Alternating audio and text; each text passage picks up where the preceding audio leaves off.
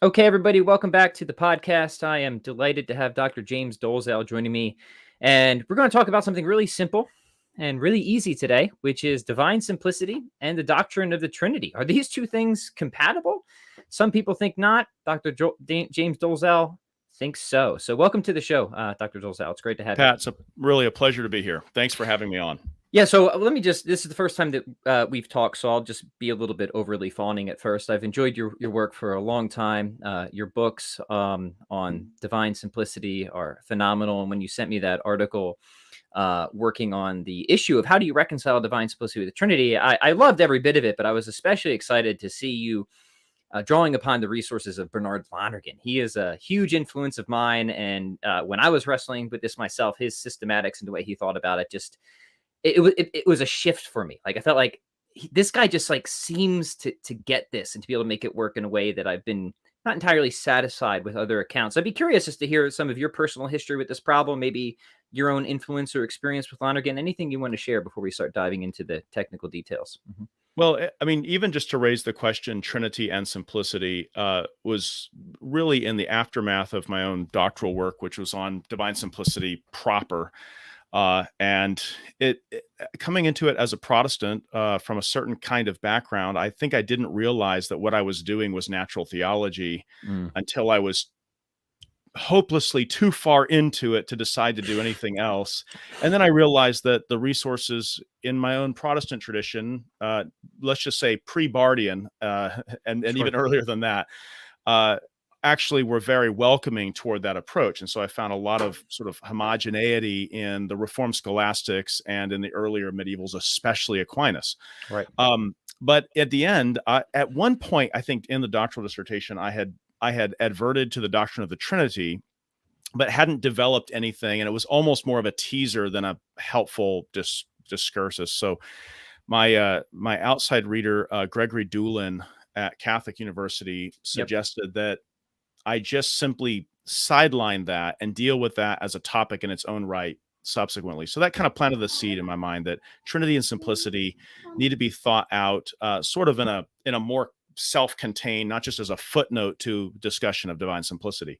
The other thing that got me thinking about it was the dissertation ended up being published, and I had a really wonderful editor in the UK, and he emailed me at one point and said, I'm with you. I see the logic, even the necessity of the doctrine of divine simplicity, but you don't deal with the Trinity, which I don't in the dissertation. And he said, and then he kind of intimated something that I think is very common now. If your doctrine of simplicity gets sideways of the doctrine of the Trinity, it's simplicity that will need to be revised. And like Pat, something about that didn't hit me right. This was back in like 2000, maybe 11. Sure. Yeah, 2011 that was said, and he wasn't making a case for that. He was just simply saying it would seem that if this gets sideways of the Trinity, then simplicity's got to be retooled or revamped or discarded because we've got to save Trinity somehow. Right. And I don't know, I began thinking that something about that didn't sound right, particularly as I thought about the fourth century and maybe the 13th century. My two favorite centuries in church history. Sure. As I thought about those two centuries, I thought there's just nobody working west or east in either of those centuries who would actually think that followed, that you could actually have a Christian Nicene doctrine of the Trinity, whether or not God was simple. In other words, simplicity just couldn't be something that was up for grabs if you were going to maintain Trinity as the church articulated it. Right. So I guess that's what got me thinking. Initially, I did an article in International Journal of Systematic Theology in 2013. What I sent you is still that same argument, which is really Aquinas's argument, and it's me just trying to do it justice for a modern audience. The chapter I sent you, which is still forthcoming, is that argument, but with some details, in particular, the one you brought up with regard to, this is actually where I found Lonergan helpful, because the pushback I got on the original article was, yeah, this all sounds really great, but what about the transitivity issue? Transitivity argument, which just, the transitivity argument just absolutely disembowels the idea that God could be simple and triune, because if A is C and B is C, A is B, and then Sabellian heresy follows. And so you can't really hold a strong doctrine of divine simplicity the way Aquinas did without falling into the hopeless position of a Sabellian. And in Right. fact, that's now kind of common in the secondary literature. I mean, you find it, I don't know, in analytic philosophers like William Hasker, or in kind of more like Bardian Lutherans like Paul Henlicky. Mhm. In fact, to the point where they just sort of they almost dismiss it as, obviously, if you hold the doctrine of divine simplicity too strongly, you will be a Sabellian inevitably. Right. Therefore, run from simplicity as fast as you can. Yeah, yeah. I don't know. So no, all right, this is really good. Now we will get to the transitivity issue here in a bit, but let's do a little bit more stage setting. So I came really into Christianity actually from philosophy and through philosophy of God, and I got to the point, Dr. Dolezal, where it seemed to me like it was simplicity or bust in terms of ultimate explanations, right? If reality is fully intelligible, to use Lonergan's language, right? If there is a complete set of answers to the complete set of questions that could be coherently asked, then there has to be at least something that is a self-explanatory fact, if anything is a derivatively explanatory fact. And the only sort of thing that could be self-explanatory would be an unrestrictedly intelligible, simple, utterly simple reality, a reality that just completely escapes all those categories that are always pointing out extrinsically for a source of greater intelligibility, namely a cause. And for Lonergan, he's going to say that's all compositeness, right? Any real composite thing is always restrictedly intelligible. So if you're going to have reality be fully intelligible, right? If something like the PSR is going to be true, you better keep divine simplicity, right? This is like a non-negotiable. Help further motivate this, because I think it's something that people fail to appreciate. They kind of see simplicity as this old, crusty, I don't know, remnant of medieval philosophy or theology. Like, we don't need that anymore. And I don't think they understand the stakes of this debate and what actually I think follows if you do try to get rid of simplicity. So maybe you can just help motivate it a little bit for us. Yeah. All right. Well, I'll borrow a little provocation here from Ed Fazer in his book on 5 Proofs for God's Existence. Yeah, good And book. a very good book. And somewhere in there, Fazer says that to deny divine simplicity is effectively to embrace atheism. David Which Bentley just, Hart I mean, says that too at some point. first of all, I mean, that gets everybody's cackles up, and you get bothered by it. But why would he say that? And this kind of goes more to the underlying, like, what does this doctrine get you that without it you would lose theism? Because that's actually what Fazer's after. So I think what he means very simply, pun. When I say simply, I don't mean puns. I hate puns, but I make them all the time. So I'm just going to beg forgiveness now and move on. Yeah. Is that if you do without simplicity, you are in fact doing without any adequate reason for the world. Right. So, Yeah, in well the way said. you put it, and I can see maybe you have an analytic background because you're interested in ultimate intelligibility. I'm interested in ultimate actuality, but in so much as those things are identical in God, I think Right. we're Saying working the after same the thing. same. Right. Yeah, And I agree. also I can see, even by the way you put it, I can see why you like Lonergan, because he does kind of have more of that logic emphasis, but nevertheless, because the basis of that logic is pure act. I mean, that's Right. what's going to underlie that ultimate supra unbounded intelligibility that is needed for any finite intelligibility Yep. to be intelligible. We're going to come at the same thing. Yeah. But this is what Fazer's saying. If you do without simplicity, you are unwittingly relieving yourself of anything like a reason for the world that ought to be worshipped unreservedly, which is theism, which is what God is, which is what we say God is. So I think that's where he's getting at. If you treat simplicity as a negotiable, you are unwittingly treating theism as a negotiable. Although, like, there's no way that, like, modern theologians who deny or overly soften divine simplicity think that's what they're doing. But I think Fazer's right to say, but in the end, that has to be what you're doing. But So why? when you unpack it, this is what it comes down to, right? Yeah, please It continue. comes down to that, and this is really it. It's unless, especially from the, and I tend to skew more toward a Thomist explanation than sort of a perfect being explanation, even though I think they cohere. Yeah. Which is, it's a causal problem, not for God, but it's a causal problem for everything composite.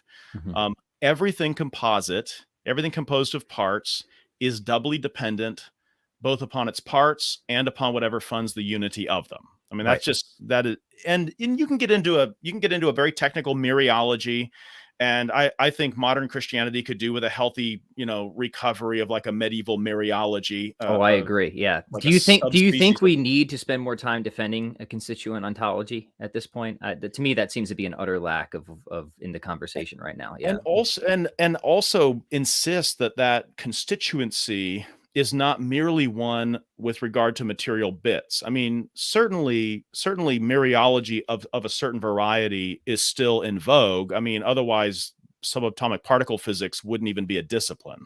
Right. So it's still being done at a material level, but what we need to do is we need to do the Thomistic thing and push the existential question, which is not why this and that, but why are this and that. So we can get to the this and the that, which are constituents, but then there's a deeper constituency, which is the constituency of existence essence. Right.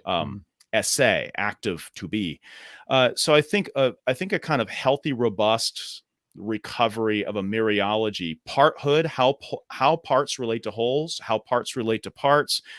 What I'm after here, though, is more of a sort of a mereology 101. A part is anything in a whole that is less than the whole or inferior to the whole, and without which the whole would be somehow different than it is. I mean, that's kind of my one size fits all.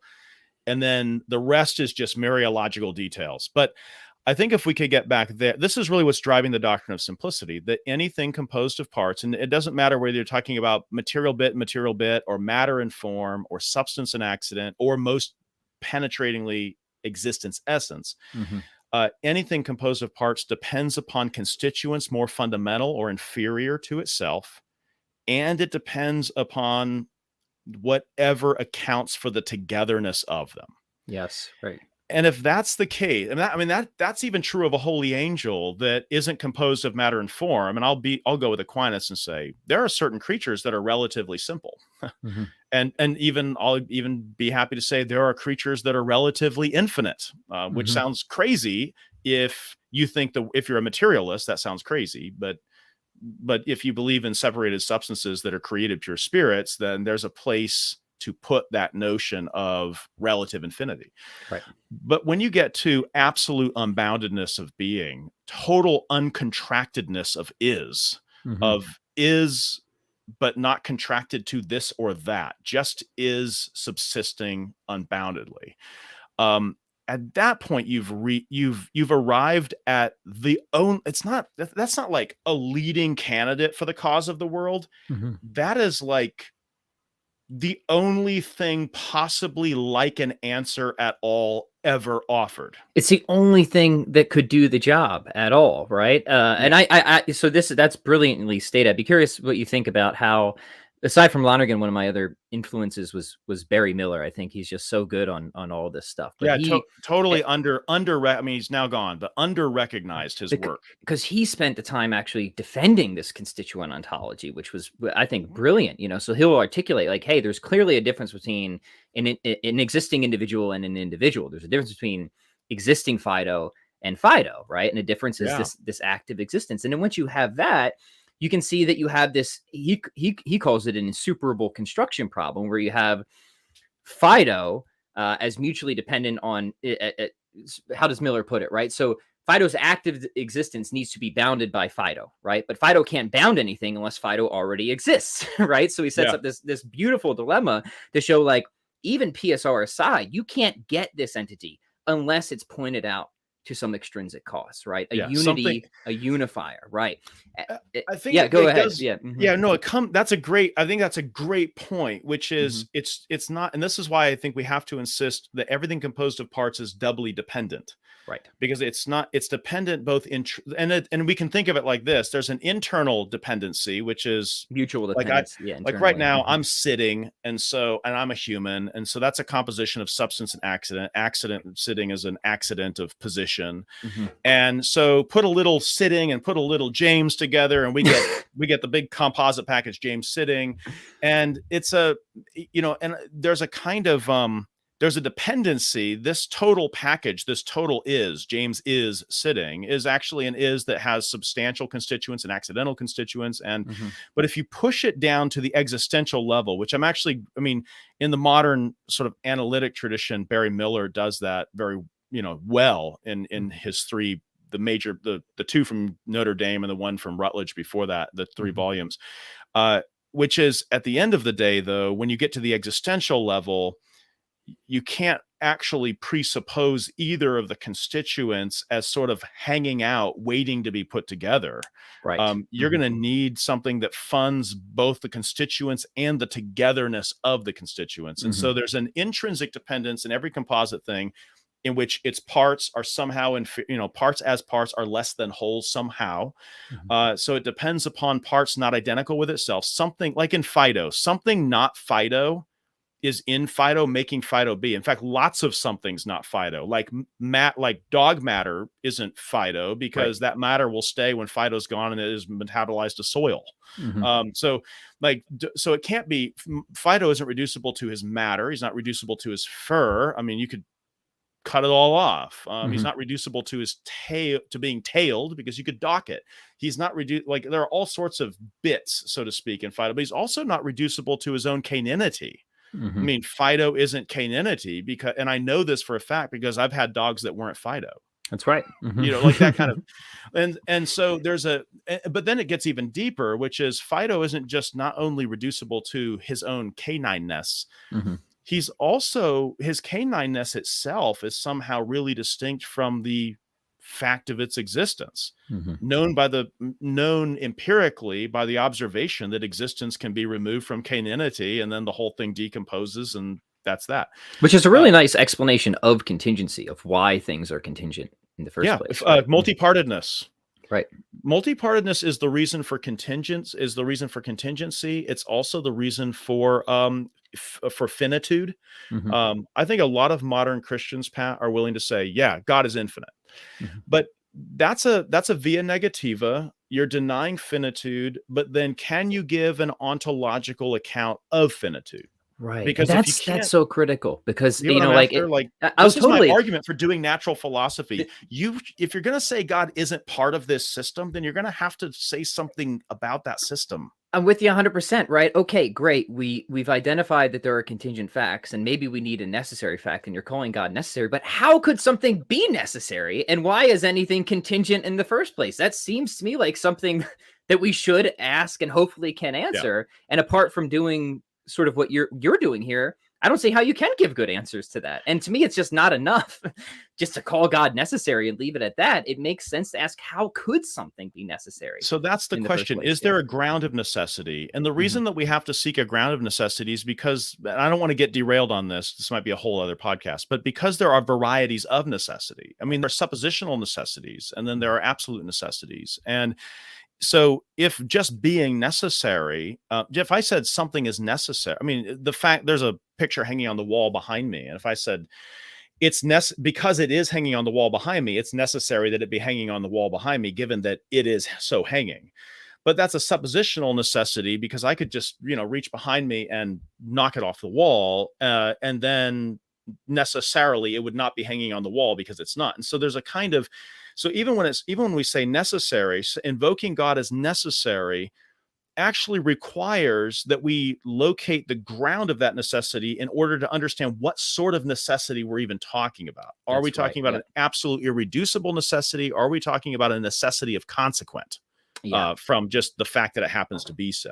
And I've seen this, I don't know, people do this, like, well, God's the first cause of all things. He's a necessary cause of all things. And they know they're saying the right thing, and they are saying the right thing. But if that is itself sort of the argument ender, it sounds like special pleading if you don't discover the foundations and the rationale of that necessity. And that's absolutely so critical, especially in the wider, not just the sort of inside baseball theistic debates, but the wider worldview debates, because you will have naturalists who are perfectly happy these days to say that not everything is contingent. Maybe there's some initial physical reality, right? So if the theist wants to, make their case, you have to give some account of what it would take for any reality to have this robust metaphysical necessity, right? This sort of independent, robust mode of existence. And that's why these investigations are so important, right? And it's an interesting inclination to that it like sort of that even kind of philosophical materialists have, that there's got to be something necessary underneath the contingency. Otherwise, science fails. Because scientia is knowledge, and I'll go with Aristotle, even if people don't think Aristotle anymore, and that's too bad. But Aristotle says, and I don't, maybe I'm just paraphrasing, a thing is known best when it's known in its causes. Or a thing is known best when it's known in its, let me say, reason for being.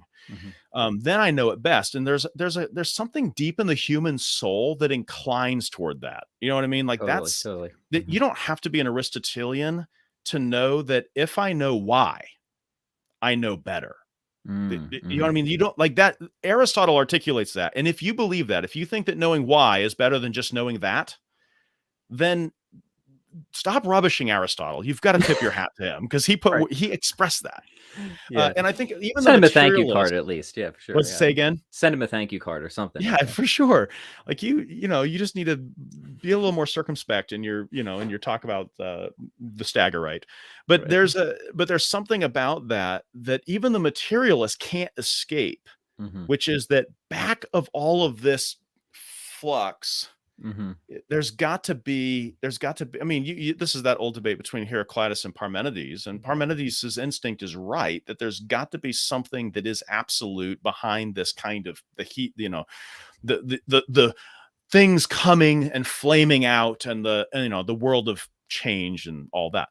And yet the problem is, but if you're looking for something material, a material, or even a material state of affairs, like some kind of vacuous, rarefied state of matter that exhibits law-like characteristics. Thinking of this, I can't remember the Oxford Shorter guides. I don't know if you've looked at that series. I enjoy those little books. They are good. They're good. Yeah. There's an Oxford Shorter guide to nothing. And then like the hilarious thing is there's more than one page in it. Yeah. Pages 160 pages of nothing, right? Yeah. You're like, all right. I think what they mean by nothing is a rarefied, weird state of something that could conceivably, cosmologically precede us, the material world as we happen to know it now. Yeah. Like that. And so but the instinct that there's got to be something absolute behind the contingency is not a wrong one. It's just that they fail to see how another state of matter is never going to really satisfy the is question, because the is question is not ultimately reducible to what it is. And this is where I'm going to say, this is the genius of Aquinas, sort of working things off of Avicenna. The real question is not what. The real question is it's esse, not essentia, that is ultimately the question. Why esse? Do you know what I'm after? Oh yeah, like absolutely. That existential question is the one. And that's because esse isn't a bit of something. It's not a rarefied state of matter. It's not what the author of that little book called nothing. It's not what Stephen Hawking was talking about when he was talking about the sort of strange rarefied something that preceded the more dense or condensed something. It's certainly not that, because I like to say, you can't weigh it, you can't smell it, you can't heat it up with a Bunsen burner. It's not a bit. It's not a bit. And so materialism has already proscribed the answer to its question. It's asking for the why regarding contingencies. It's looking for something like an absolute, but it's already set down rules that the absolute has to be a bit or something, or a state of matter with some kind of law governing it. Right. So this has been really helpful and I think necessary stage setting, because at least in just call it perennial philosophy, right?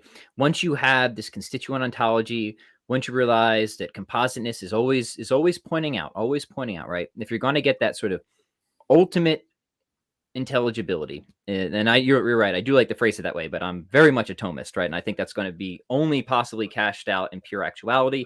You're going to have to get back to that, whose essence just is, its existence, that is qualitatively unbounded, restricted, non-composite, purely actual, right?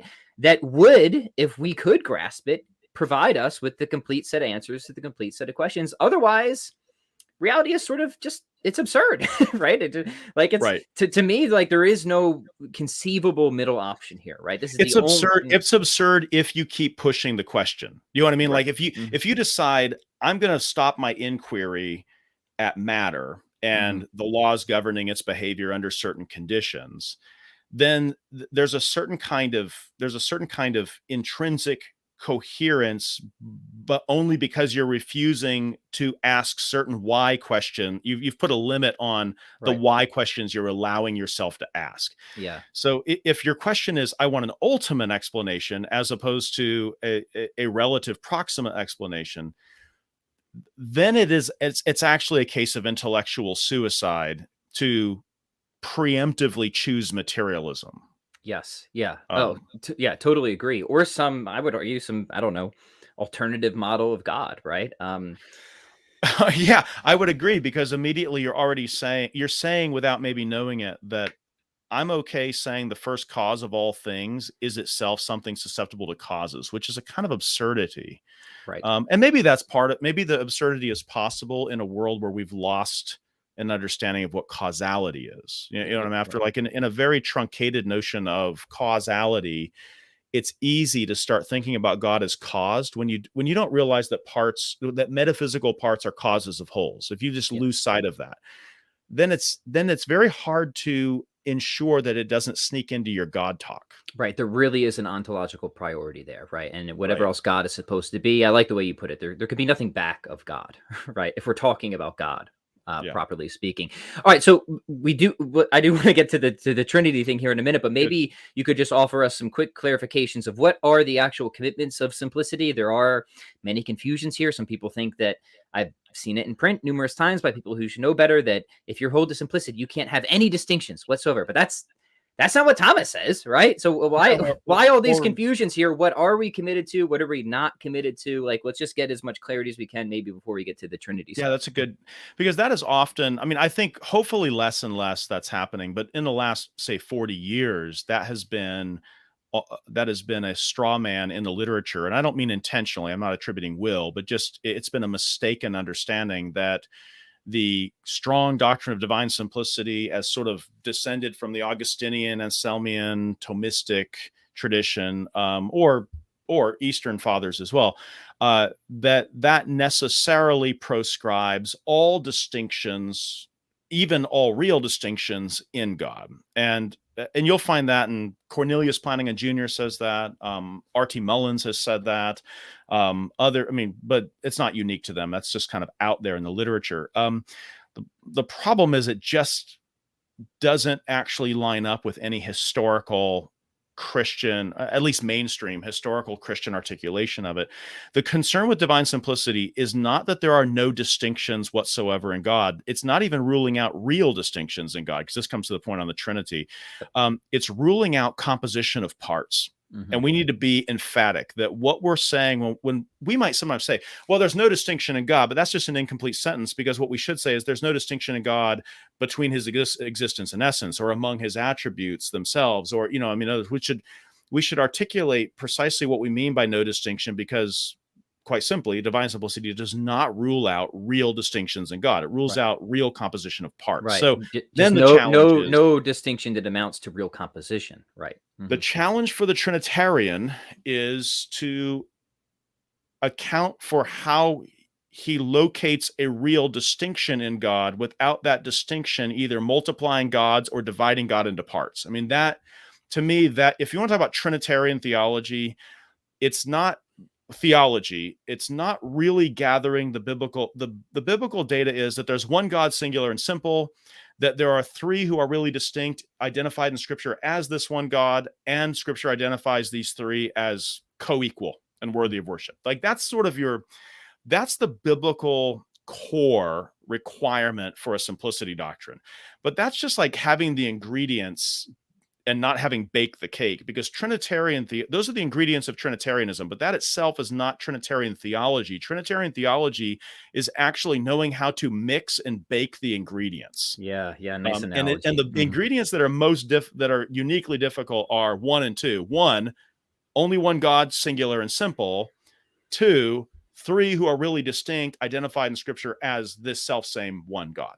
I mean, it's actually figuring out how to hold those two together and not, toss one out of the recipe, so to speak, in order to make it bake. And I think that's, to use that analogy, but I think that's the so Trinitarian theology really is, I'm not even this is the challenge. Are you really doing Trinitarian theology if simplicity isn't on the table already as something Yeah. that you have to be reckoned with? And that's going back to my earlier point when we started. That was my concern, that I can have a Trinity doctrine before I even give a thought to simplicity. I'll tell you the one way that's possible, Pat, is by inheritance. In other words, I can just inherit the Nicene Creed or my confession of my church. I say that I don't believe in 3 gods. I believe in 3 who are God. I believe the Father is God, the Son is God, the Spirit. In other words, there are ways to say it. And just by virtue of appropriating that tradition, I can be Orthodox in that I appropriated orthodoxy.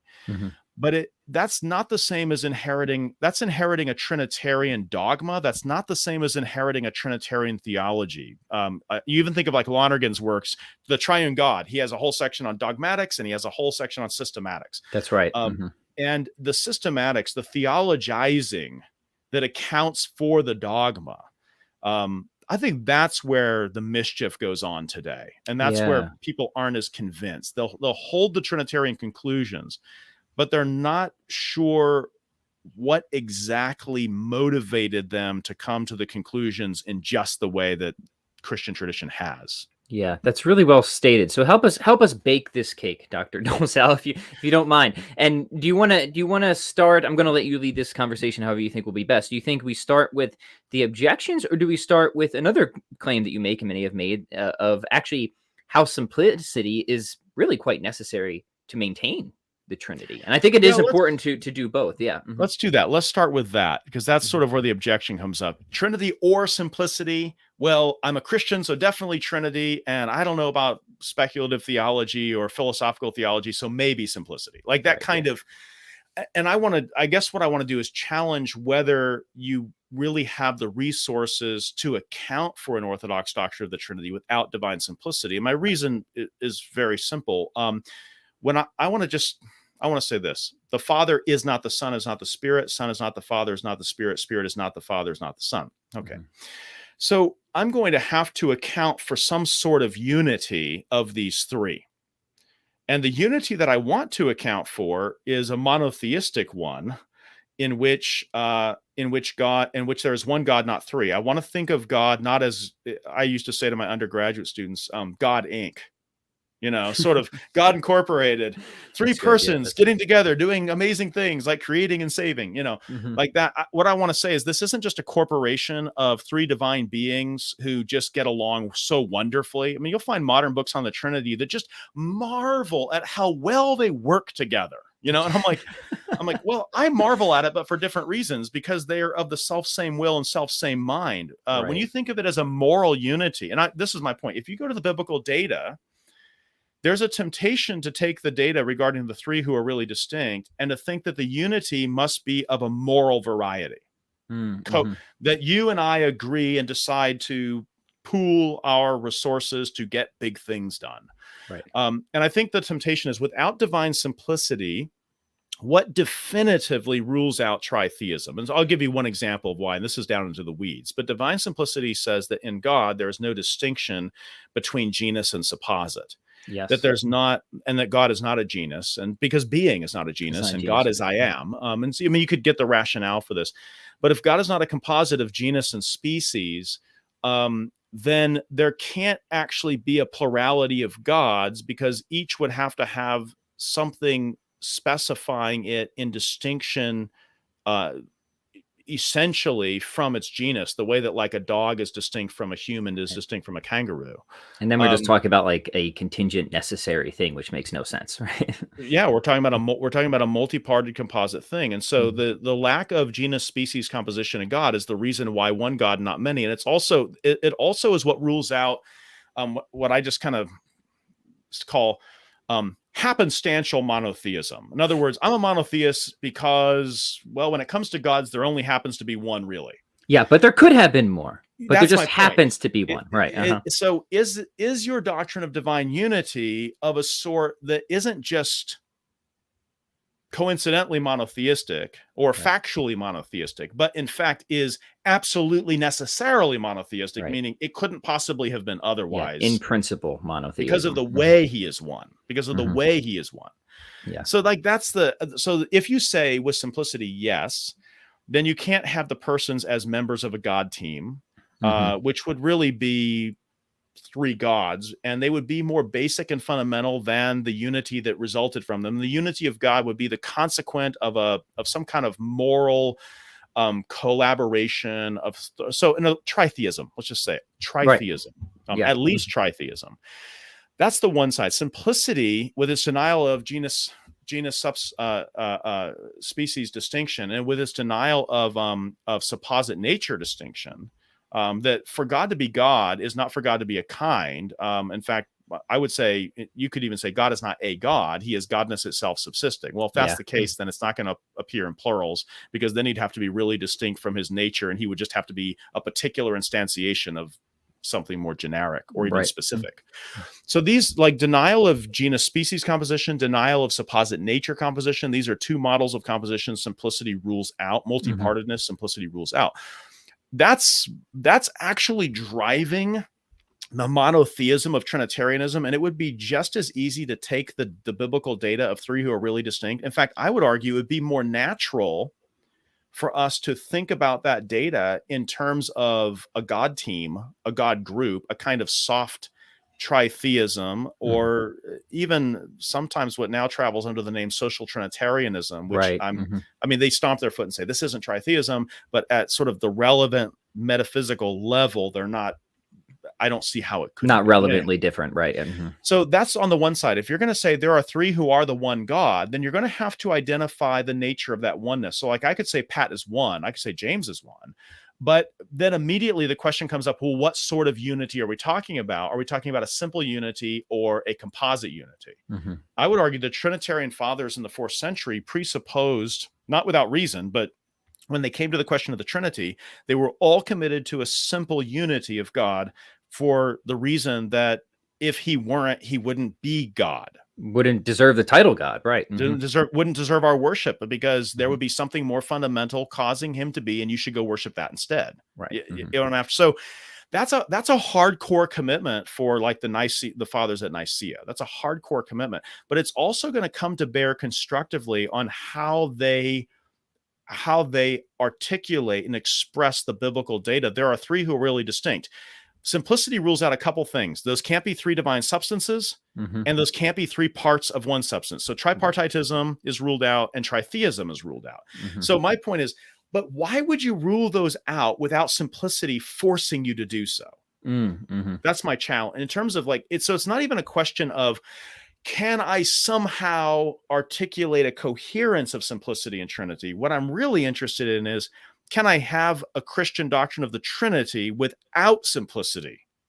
That would be, and my answer is no. The answer is no. I don't think it's possible. Not right? theologically. You could have it in your confessions, unarticulated, but you couldn't have it at the level of doing theology. Yeah. Now that's so important, because oftentimes I feel like the people who are defending simplicity sort of have, I don't know, their back against the wall and they're swatting down objections. But to me, it should be the other way around. Like, show me how you can not be a heretic without simplicity, right? And I've never seen a good proposal of that, anything even close, let alone all the other metaphysical issues and issues concerning ultimate intelligibility. So, yeah, I'm totally on team simplicity or bust. I mean, most recent critiques of divine simplicity exhibit no sense of burden to articulate what the results are for their theism. You know, I mean, Yes. it's all offense. And I think it would be helpful if we started just putting that opposition on defense once in a while and saying, then why is there a world? Hmm. And then let's see if the theism that you're invoking to account for it at the end really Yeah. does. How much of this do you think is a problem of just the sort of, I guess, continued separation and hyper specialization between philosophy and metaphysics and theology and stuff like that, right? Because you take someone like Aquinas, right? He's deeply a metaphysician, deeply a theologian. So it kind of makes sense that I think he would land up where he is, where if somebody's just doing theology, but they haven't rolled up their sleeves and done deeper metaphysics, natural theology, you could see how this type of And I mean, you can issue would find arise. this between like Catholics and Protestants. You can find guilty parties on both sides of that divide, Yep. where 19th century theology kind of liberalism reduced among Protestants, but also among some Catholics. I think, Hmm. especially of some Germans, that kind of reduced theology to ethics, and Yeah. Hmm. metaphysics became itself dubious. You know what I mean? But you get a little earlier in the Protestant tradition. I think after Kant had done his work and after skepticism had sort of gotten its foothold, and Yeah. after we became skeptical as to whether metaphysics could really be done, because man as man cannot know nature as nature anymore. As Hmm. soon as we become skeptical about metaphysics as a natural philosophical pursuit, then its service to theology, I'll just put it like this: it was just dismissed from its post. It was a handmaiden in the house of theology, keeping the furniture tidy, keeping the language tight, Hmm. making sure that we didn't unwittingly become tritheists or tripartites in our Trinitarianism. Hmm. Philosophy served a doctrine of simplicity and a kind of modest Mariology was not doing our revealed or sacred theology for us. It was doing natural theology for us, but natural theology is a handmaiden to sacred theology. As soon as sacred theology dismisses the mistress that, or the handmaiden that's kind of keeping the house tidy, the house has gotten, I don't know, over the A last bit 300 years, got messy. kind of messy. So Hmm. this is your point. And I think in philosophy, the same thing, though. As soon as we say metaphysics needs to, in a certain sense, kill itself before it gets to its final question. And the final question of metaphysics is the question of esse. It's the Mm. question of being. And it's the question of the first cause. I mean, Hmm. that's really at the end of it. It's the question of the absolute first cause, which is the question of esse. And the question of esse can only be answered by subsisting esse, Hmm. which is the object of worship and the reason for all things. Natural theology. So on two sides, it's kind of like natural theology has been abandoned by sacred theology on the one side. Hmm. There are exceptions, I mean, to this, of course, and natural philosophy has truncated itself before it asks its final, most important Most and important interesting question, right? question. Yeah, absolutely. Uh-huh. And so here are like kind of the natural theologian seems like an absurdity both to secular philosophy Hmm. and to a lot of purveyors of sacred theology. Right. So, I mean, to your point, yes, I think there's a problem. They should all, I mean, maybe back to like Maritan's, degrees of knowledge.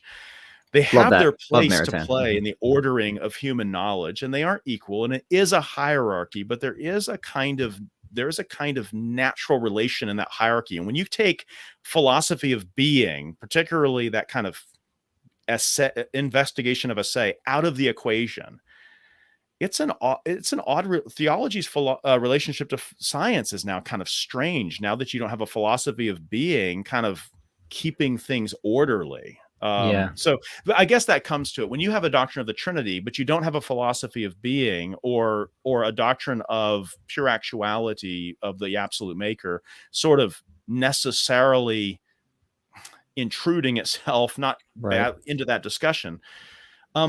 Then how do you avoid tripartitism? How do you avoid subordinationism? How do you avoid tritheism? What mechanism other than just simply stomping your foot and saying, I don't believe that, but what are the theological or philosophical resources to account for why you don't? Right. Um, You know what I mean? I think that's Yeah, I do. And these are really good broader points, but they're things that I think it's important for people to be aware of them, right? Whenever there's a mess, we always want to know, how did this happen, right? right. So it's good. Okay, so let's get into the objections now. We already mentioned the transitivity one. I think this is kind of the big one, right? So maybe we can just start with that one, and then we could go through with maybe one or two others that you have in your article. So yeah, set us up with this if you don't mind, Dr. Dolezal, and then help us think through it. How can we resolve this issue? Yeah, good. I'm just gonna what I think I'll do with that is just read one a longer quotation from William Hasker, because Right. Yeah. Hasker I think articulates it well. He says, Hmm. identity, as the notion is understood by logicians, is a relation that is symmetrical and transitive. If A is identical with B and B with C, A is identical with C. So if the Father is an essence in himself and the Son is also an essence in himself, and yet their essences are identical, it follows inexorably that the Father is identical with the Son, a heretical conclusion that cannot possibly be accepted. It does not help to point out at this juncture that the Father and Son cannot be identical because they're related by a begetting relation, a binary relation that a thing cannot have to itself. This is true enough, but it in no way cancels out the entailment noted from the concept of identity. It just brings out explicitly the contradictory character of the theological system so understood. So his point is, you can't. So that's the quote. Yeah. And And that if I remember right, that was in your article, that quote yeah, as well. I Yeah. quoted that in the article near the end. And then I think I quoted a few things from Thomas McCall right after it, because McCall makes that same argument in a critique of an article that I had written, I don't know, 9 years ago. Sure. And and actually, I think it was legitimate for McCall to bring that up against my earlier article, not because I don't stand by the article, but because I didn't engage transitivity objections. Hmm. Uh, but then, as it turns out, Aquinas himself was already engaging transitivity objections in the 13th century. And his basic objection is his basic response. He basically just sets out that same argument in short in one of his objections, and his response is that it doesn't hold because for a transitivity argument to hold, law of contradiction built on law of identity requires that that for the objection to hold, a thing must be said to be the same. And this is now technical language, the same. It needs to be the same. He says, in re et ratio, in thing and conceptuality. Right. We can put it like that.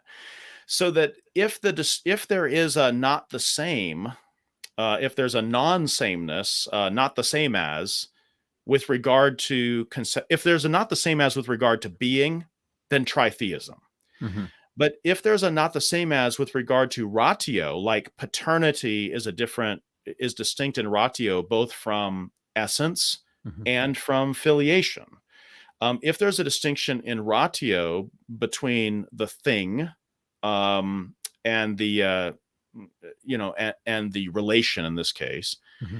then you may be left with a mystery. You may be left with something weird. You may be left with something that has no parallel in the natural world, not even or in the supernatural created world, like among the holy angels. You may be left with something really strange, but you're not left with something that is susceptible to transitivity style arguments, because to say that there's a contradiction requires a sameness in thing and concept. Right. Which is why the normal way of articulating the law of non-contradiction is always under the same aspect, which is Yes. Lonergan says we have to carry this over to the law of identity as well. That's right. Mm-hmm. So when I say, Pat cannot be talking and not talking at the same time and in the same respect.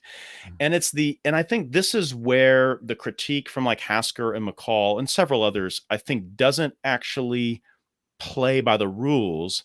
It drops off the in the same respect or in the same aspect or or to put it in Aquinas's language, under the same ratio. Right. Because it doesn't actually comply with that rule. Lonergan elaborates this in great length. I do a couple big juicy quotes at the end of my chapter, but the whole section is it's pretty subtle, it's pretty technical, and As all of tasty. Lonergan's And stuff is, yeah. tasty. I mean, Very it's subtle, very technical, very tasty. but That's Lonergan, right? it is satisfying. You get to the end of it, and what Lonergan's doing is Lonergan's not saying, "See, this explains the mystery of the Trinity," or "This explains the mystery of simplicity and Trinity." Mhm. Because that's not what he's attempting to do. He's not attempting to even as a logician, he's not attempting to explain the mystery. He has a much more modest aim, which is, I'm trying to show that the mystery cannot be demonstrated to be obviously nonsense. A contradiction, right. That's it. Right, Like that, just because removing the tension, right.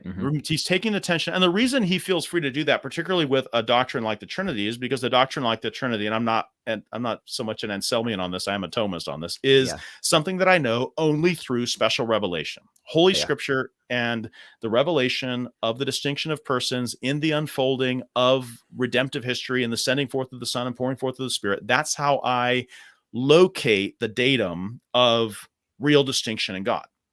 And so his concern is not to philosophically prove the Trinity. The proof of the Trinity is the authority of Holy Writ. What he wants to do, though, is say that nevertheless, this cannot fall into a flat contradiction of my natural theology. And I'll say this about simplicity, just for those that are like, is this purely natural theology? I think you could get to simplicity by moving through Thomas's 5 ways, cosmological style arguments. I like those arguments just because they have a sort of necessitarian structure that is so compelling. But you could also get there by just contemplating the implications of Romans 11:36. From him, through him, and to him are all things. But if he's composed of parts, which as such are inferior to the things that depend upon them, then Romans 11:36 just can't be true. Right. Like, yeah, that's just you know what I mean? Like, you could really take your point of departure. But the thing is, what I can't do is I can't put that natural theology or that right contemplation of the implications of Scripture's doctrine of creation, I can't put those up for negotiation when in order to appropriate the datum that there are 3 who are really distinct, who are the one God.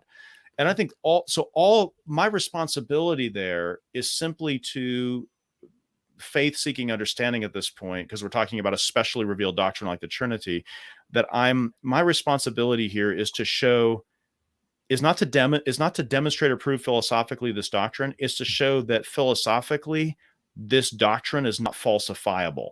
That's all. Right.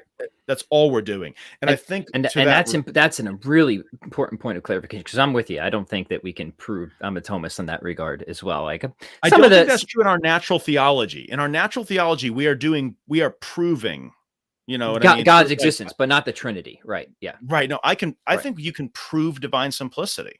Yes, I agree with that. I agree with that. Yeah. I don't think that there is any natural theological argument that can prove Trinity. I do know this, that I can prove Trinity from Holy Scripture, but when I prove it, I'm going to have to make it dance with a true natural theology. Yeah, and that's great. And I love your work on this too, because sometimes, let me emphasize, like, this is not, and nor should it be, a Catholic Protestant debate. I'm Catholic, you're Protestant. We agree on this, right? Yeah, we're both Nicene. Right. And as you point out so well in so much of your work, so many Protestants were on board with this. It was a non-negotiable for them for all the reasons you're articulating. And this is really important.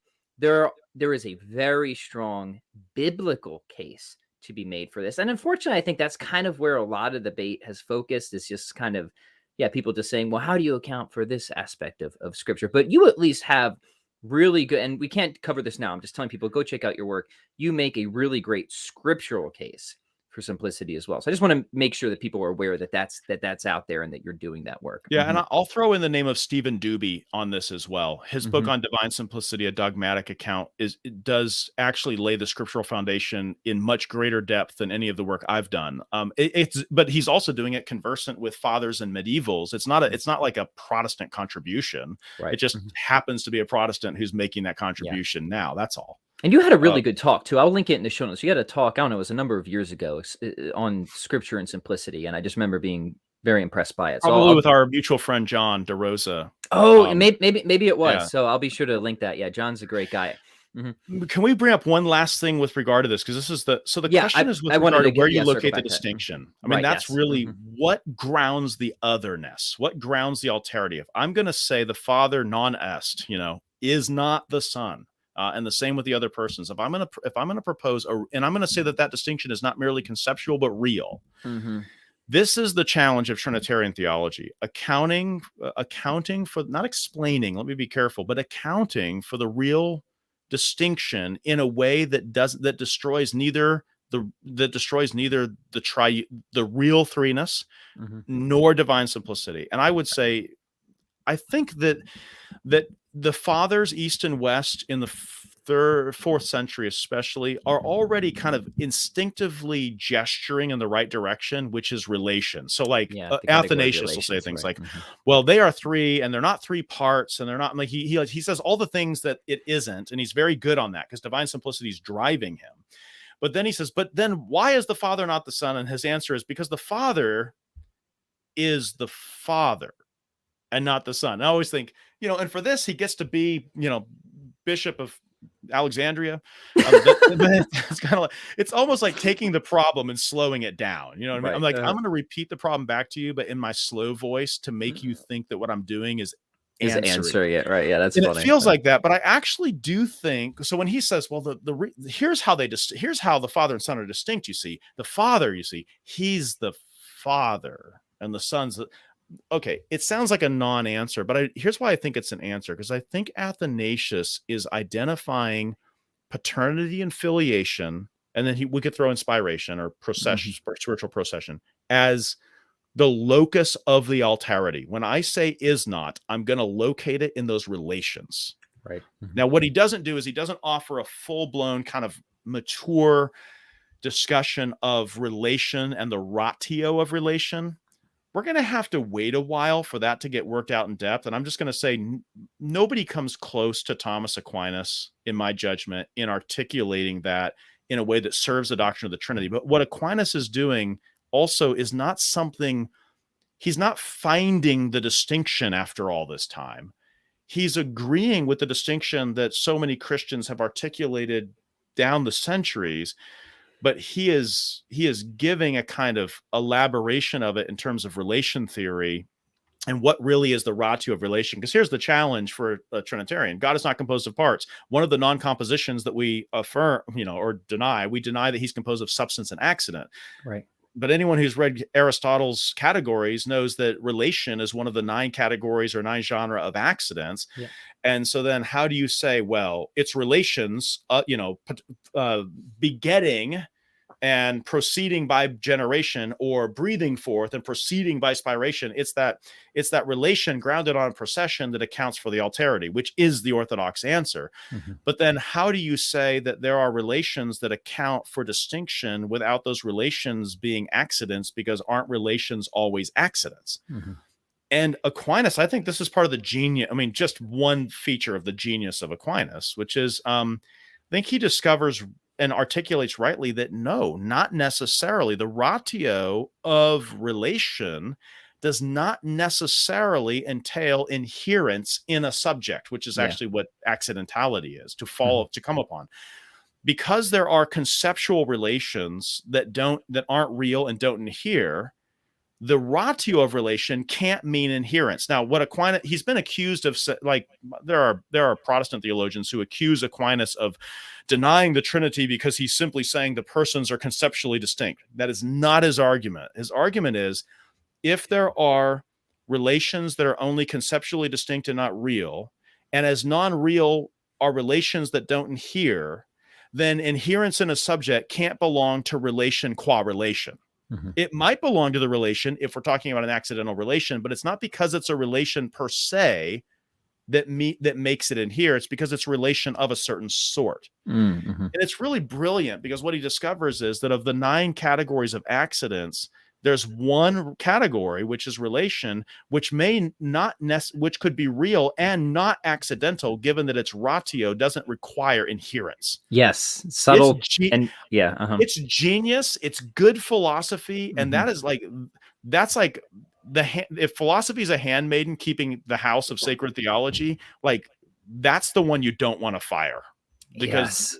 that one really keeps things in without doing the work of sacred theology. He's not replacing the special revelation. He's just saying good philosophy should serve sacred doctrine well. Hmm. Relation is the locus of distinction. Real relations are accidents in Aristotle's natural theology, but the ratio of relation doesn't require inherence in a subject. Therefore, perhaps, and this is so what he ends up saying is the persons are subsisting relations, not inhering relations, in which case they're identical with the divine essence. Hmm. I'll just say this, Pat, that's strange. That's without parallel. There's nothing in Aristotle's natural philosophy as far as entities go that corresponds to Hmm. what he's saying there. But also, this is the genius. And by the way, he would never be saying that without scripture identifying three who are distinct. In other words, his motive here is theological, but what he's actually shown is that good philosophy, I don't even have to dump my Aristotelianism. I just have to Expand it. say things that Aristotle never had occasion to say because he didn't have Holy Scripture to Right. motivate him to say it. Right. Expand it. Yeah. There's so much great stuff there. I just want to emphasize a few points. One is that, yeah, I think it's important to remember that we technically God is not a substance. He's a subsistent, right? And subsistent Right. relations, as Aquinas is informing us.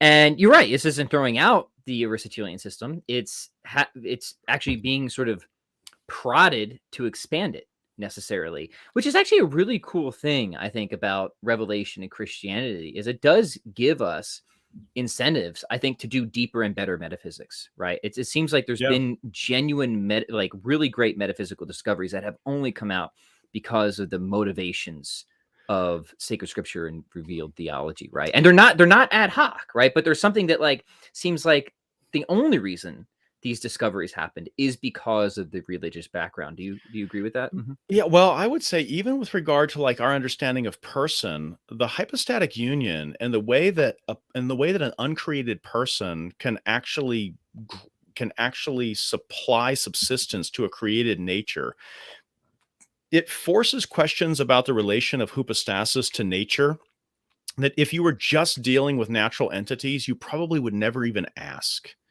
Like Mm-hmm. the distinction between who and what, doesn't who just always supervene on a what?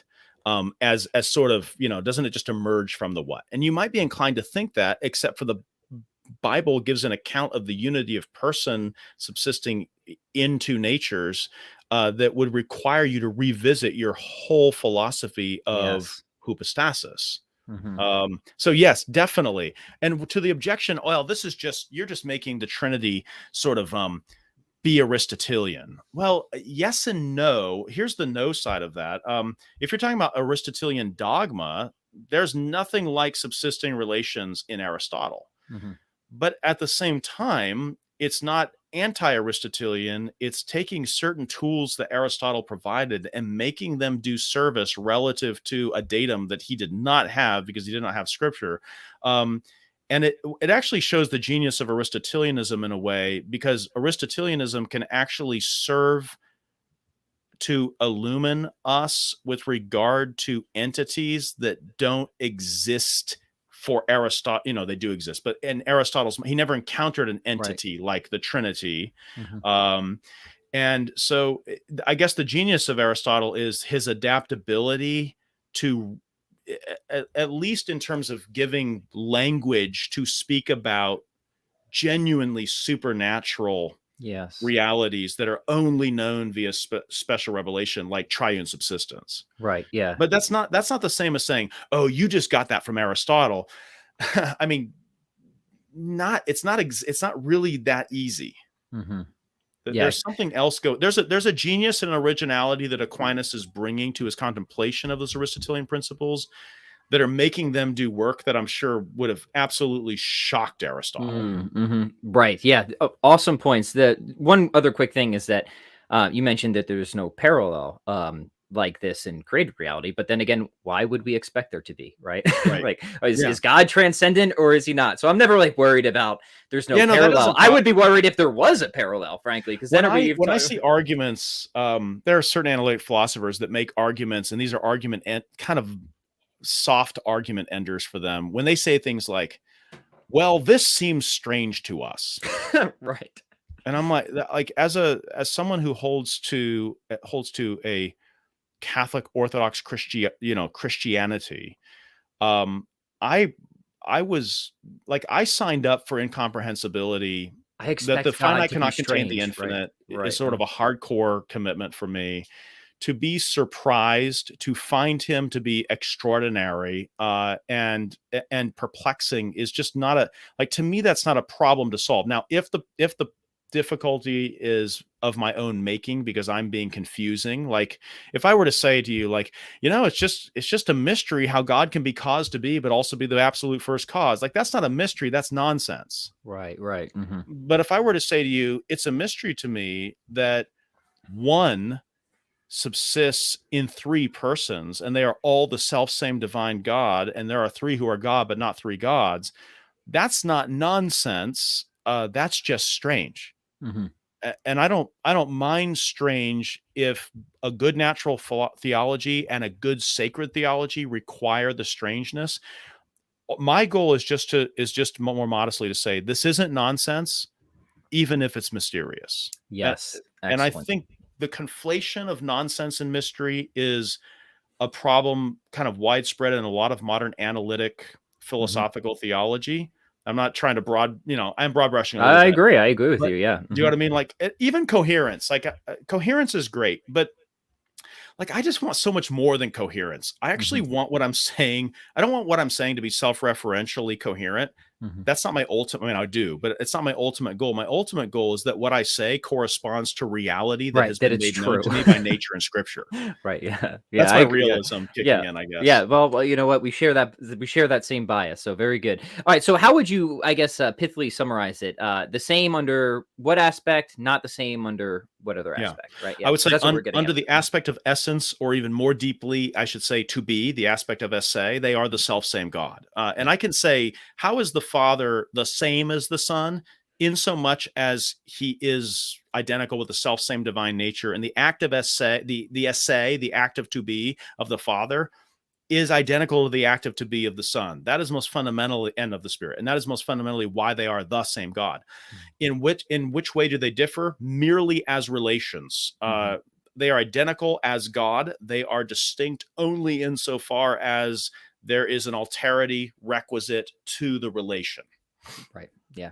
And that's Excellent. it. Hmm. And I also don't want to think of those relations as accidents somehow over and above the divine substance inhering in it. That Hmm. would result in a quaternity. I think I put a quote near the end from Lonergan, kind of swatting away the idea that that would be a quaternity, not a Christian doctrine of the Trinity.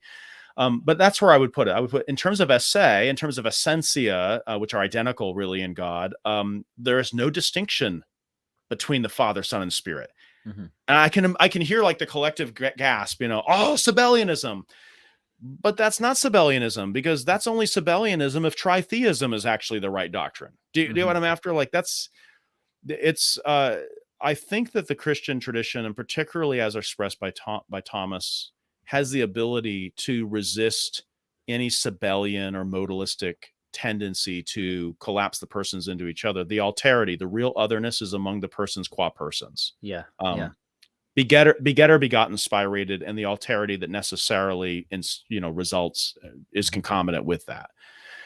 Same intellect, same will, same nature, same to be, same essay.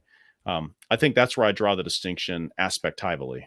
Yeah. Yeah. Yeah. The aspectival account. It's actually a relatively recent article out there. My friend Joshua Sijuati put out an aspectival account that bears some similarities to what we're talking about here, but I think you've articulated it really, really well. And that was really the main objection that I wanted to deal with, because that to me is the main objection, at least is the one that seems to be most commonly The thrown about today. transitivity one, The transitivity one, right? Hmm. it's gotten it's had I mean, obviously it's been around for a long time. Aquinas is dealing with it, but it has received kind of a new lease on life lately. Yes. And I'm not as interested in the genealogy of it as the fact that it's around and it's not a good argument. Yeah, right. So Um, I think you've successfully taken the wind out of its sails. Now I want to be respectful of your time, but is there any other objection or anything else you want to just get on the table? Obviously, we're going to mention and encourage people to go deeper with your work, but yeah, anything else that well, we this one kind of returns back to I'll flag one concern I have right cool. now in kind Hmm. of the Trinity simplicity discussion.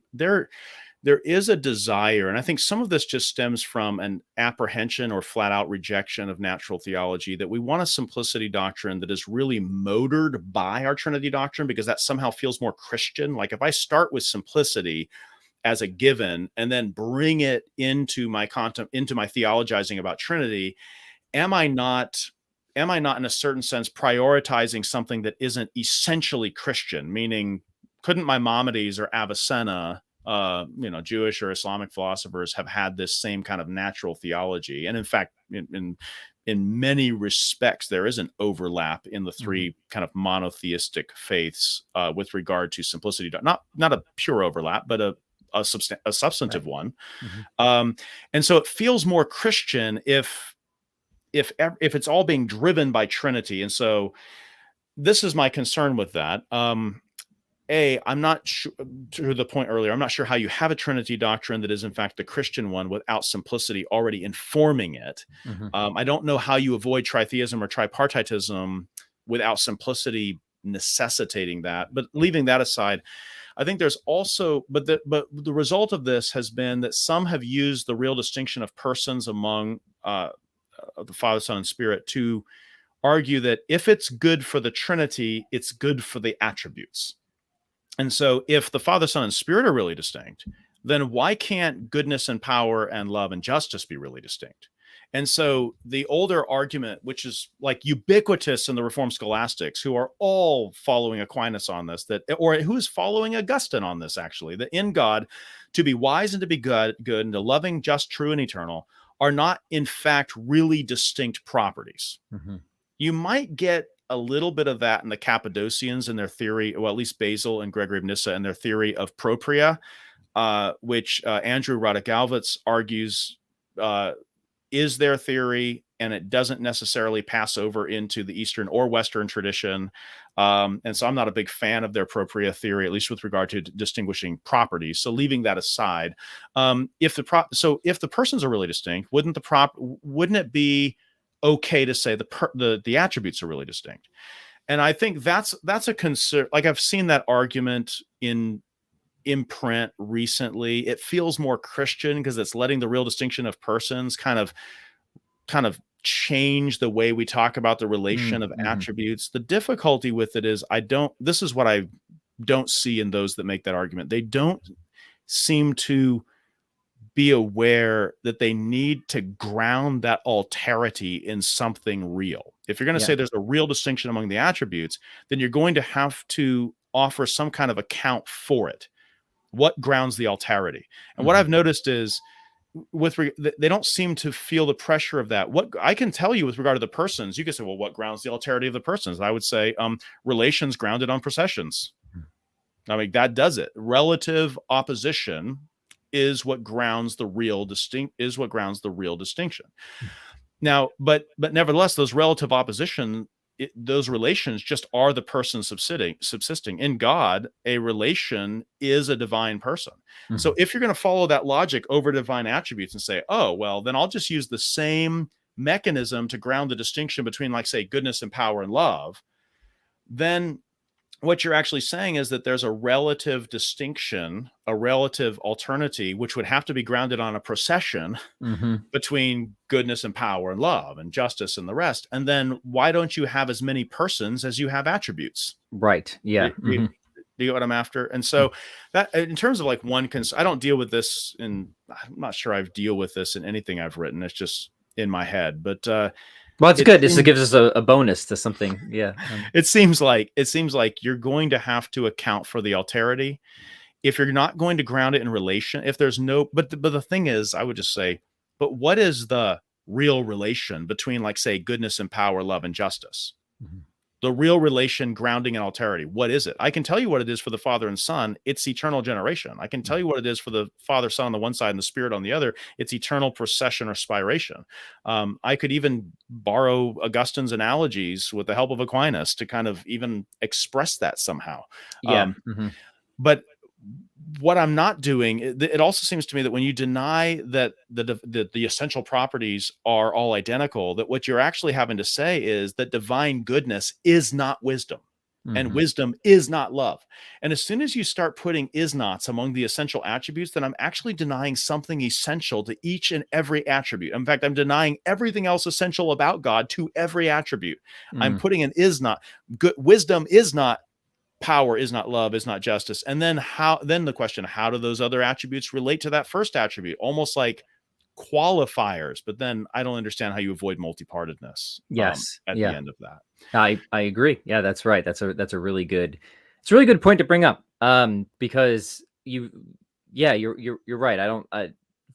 I've read pretty much all your work at this point, so that's a nice bonus to have. All right. Well, that's So, yeah. maybe one day that'll take the form of an article or something. But for now, it's But a again, question I have yeah, when I I see think those. that I think the theme there again is a sort of lack of a feeling. You're right, a feeling of a burden of these people who are providing these proposed alternatives to give a deeper explanation or grounding of exactly what they're providing. That does seem to be a consistent theme. It's kind of an annoying one, if I may speak No, frankly, right? because it's an assertion. It's a metaphysical assertion, but it's a metaphysical assertion that doesn't bother to ground itself in any identifiable reality other than just if it's good for the persons, it's good for the attributes. But then we should say, well, why is it good for the persons? And then is it good for the attributes for the same reason? And then what are the consequences for your theology? And the consequences are I don't see how you have Trinitarian, if you're going to follow that out, if you're going to say, I'm going to ground the alterity of attributes on the exact same way that we ground the alterity. But this is the thing. They also don't, maybe they don't really understand how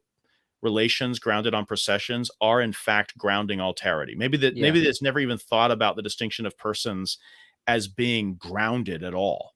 They're Right. just Hmm. given. Hmm. Yeah, that's So really interesting. Have you read and do you like Father Norris Clark's work much, especially talk about like being a substance in relation and how he I'm sort of thinks of that? I'll confess I have some apprehensions.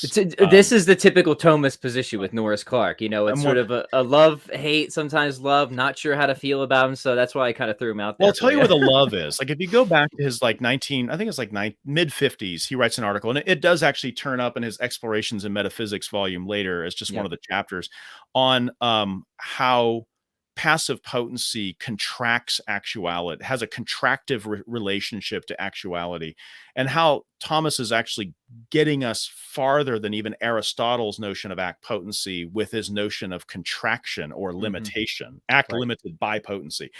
Like but that's Norris Clark in the 50s before the substances relation stuff later on. I'll tell you where it kind of got a little difficult for me is where he's I don't at all feel the need to somehow play nice with Whiteheadians or Yes. Harshornians, you know what I mean? That Now, process philosophy. And he, for whatever reason, I can't speculate on it now, but I think he felt a great desire to be to nice, sort of play get nice. those two together. And Yeah, to me, that's just oil and water. They were I just, agree. Yeah. it was never going to happen. So it's funny that you mentioned that because in Explorations of Metaphysics, in one of his essays, I forget which one it is now, but it's one where he had originally, I think he realized he played a little too nice originally because then he has this little postscript saying, you know what, now that I've thought about this a little bit more, and then Yeah. he I mean, starts taking that's some of the funny because niceties back, right? Yeah. yeah, he probably was a really nice guy. The problem though is at a certain point, Thomism, I mean, listen, be nice. As we say, Yeah, for sure. suaviter in modo, fortiter in re. Like be smooth in your manner, be strong in the thing. Hmm. Okay.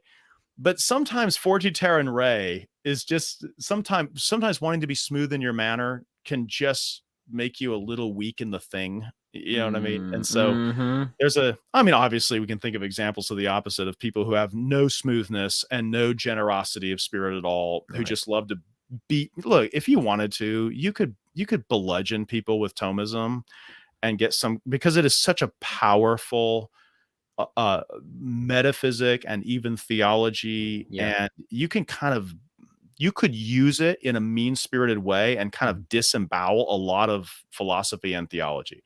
Yes. Mhm. I think that philosophy and theology probably should be disemboweled, but there's a kind of clinical way of going about that where you also administer anesthetics Right, to yeah, kind that's a of, really good analogy. You're great with the analogies and I'm today. not Yeah, sure yeah. I'm always the best at that, but at least as a Christian, I need to strive for that. Yeah, yeah, I'm into that. Dr. Dolezal, this has been a fantastic conversation. I knew it would be. Before we go, please put in some plugs. What do you have out there for people who want to go deeper? Mention your books, anything you want to plug, and then also give us a tease of what you're working on in the future, what people can keep an Okay. eye out for. And there are Mhm. some things that are in the hopper that are done and they're just waiting a release date. So there are some things I'm excited about. The two books, All That Is in God is a more recent book where it's a little bit of an in-house evangelical thing where I'm arguing that classical theism presents some insuperable problems for a lot of recent, even conservative evangelical theology. But basically, why simplicity makes a mess of a lot of recent theology. Mhm. And that one's a little bit more punchy. Earlier than that, God Without Parts is a published version of my dissertation, which is really just an argument for divine simplicity from a broadly Thomistic and classically reformed perspective, Yeah. which are one and the same as I see the argument. And those are kind of more the foundational work. More recently, I contributed to a Four Views book on divine impassibility. Yeah, it was a good one Um, too. Mhm. in which I argue for a strong doctrine of divine impassibility grounded in pure actuality and simplicity, and then three other interlocutors, sort of take a shot at it, and then I get a chance to take a shot at what they do, and so it's nice. And they allowed everyone a rejoinder to the replies, which I really appreciated about that book.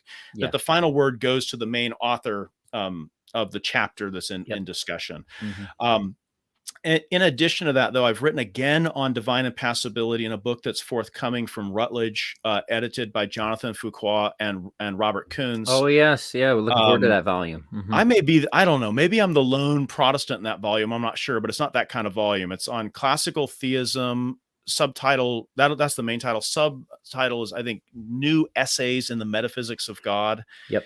And you'll find it's a variety of contributors. I contributed on impassibility, but I didn't just repackage my previous chapter from the other book. This one is, I'm trying to argue against the omniscience argument against impassibility, the idea that there are certain things that can only be known via experience. But if God is purely actual and doesn't undergo experiences, which impassibility and pure actuality require, then all the knowledge that one could possess only by undergoing an experience is unavailable to God, and therefore an impassible God, the God of classical theism, can't be omniscient. And so that chapter in that book is really my attempt to articulate that argument against classical theism and respond to it with resources drawn mainly from the Thomistic tradition. And Right. I just challenge the idea that that there are certain things that can be known only as qualia.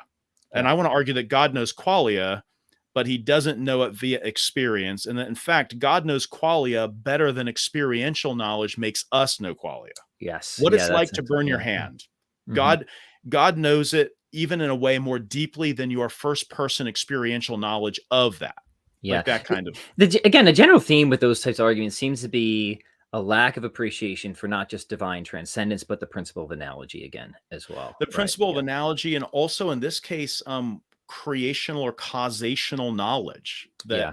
it in God's fact, knowledge is executive, right? Mhm. yeah, and it's not a knowledge about. It's actually his knowledge is actually the foundation of the reality as such. Mhm. How could there be a lack? And Yeah. so I would say God knows what it's like for one to burn his hand. He just doesn't know it by burning his hand. Right. Um, or by listening to you explain to him what it's like for you to burn your hand.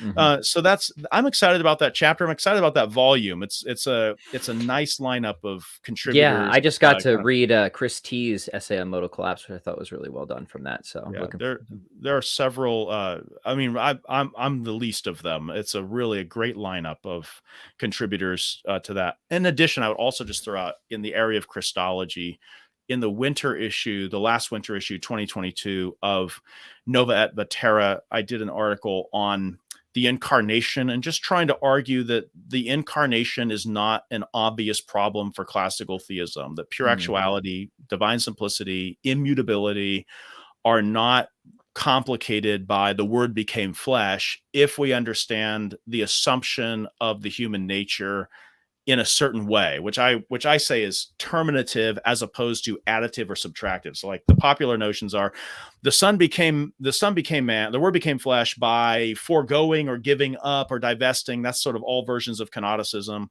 Or on the flip side, that the son became man by adding to himself. And what I discovered is in the tradition, Protestant and Catholic, that historically authors don't speak about the assumption of flesh as an addition to the person of the son or to his divine nature, that assumption and addition are in fact not identical. And there are lots of problems if you say the son added to himself a human nature. Aquinas emphatically denies it, but then there are a whole bunch of Lutherans and Congregationalists and Presbyterians that later on follow Aquinas in his denial. Moreover, I don't find it being affirmed explicitly in the church fathers, at least the ones I surveyed. So, and if I remember right, you fairly recently gave a teaser of that on John DeRosa's podcast as well, right? He and I talked about it almost a year before the publication. But if you go to Nova et Vetera's site online, they make available a free published version of it for viewing online. So it's nice like that. I also, other things can be found at